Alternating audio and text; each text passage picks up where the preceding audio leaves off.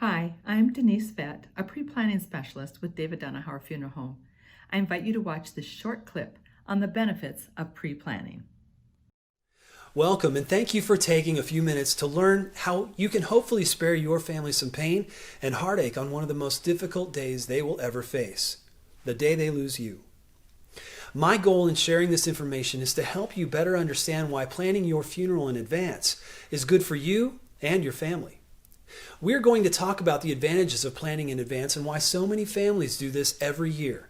And at the end of this presentation, my hope is that you will be able to make a more informed decision on what is best for you and those you love. As I mentioned, millions of Americans plan their funeral tributes in advance. And in so many ways, it's one of the most selfless things we can do for our family and our friends. And let's be honest, funerals aren't the easiest thing to talk about. Because someday, and I hope it's a very long time from now, we all will eventually die. And when your time comes, your family, on what's probably going to be one of the worst days of their lives, will very likely be planning and making your funeral or cremation arrangements at the funeral home. And the experience they have at this time can be influenced greatly by what you have done to prepare them. You see, they're going to sit down with the funeral director and answer a number of questions and make some irreversible decisions in a very short period of time.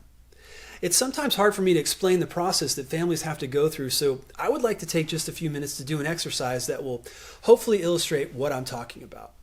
Now, as I said earlier, when someone dies and the family comes into the funeral home and sits down with the funeral director, he begins to ask them a number of questions, and they have to make a lot of decisions. Now, the first question he will ask is when you would like the service. Now, the topic of cremation might come up, and that's okay. People have all kinds of services when they have cremations. So he may ask you what kind of service you might like. Would you like service in our chapel? Or in a church? Maybe you would prefer a graveside service.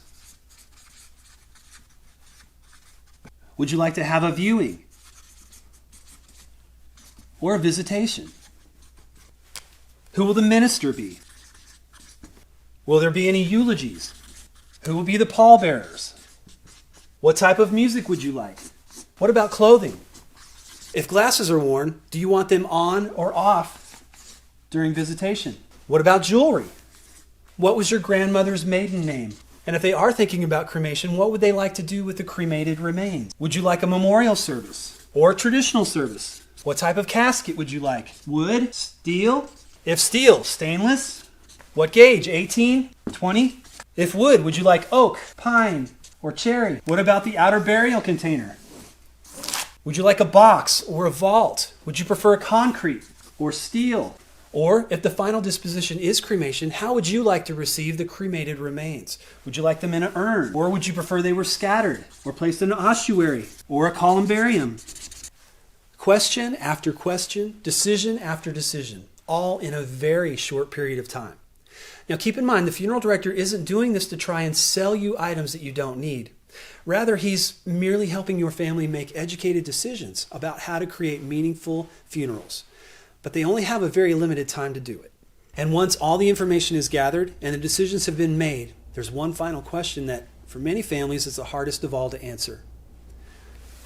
How would you like to pay for this? So there's a reason why I did this way. As hard as I try, I cannot begin to give you that true picture as to just how much of a fog of grief that people are in when they make all of these irreversible decisions on one of the hardest days of their lives. And there are two ways to take care of this. One is to leave this responsibility for your loved ones and have them go through this process. Or spend just about an hour planning ahead. And then the only question that they have to answer is this.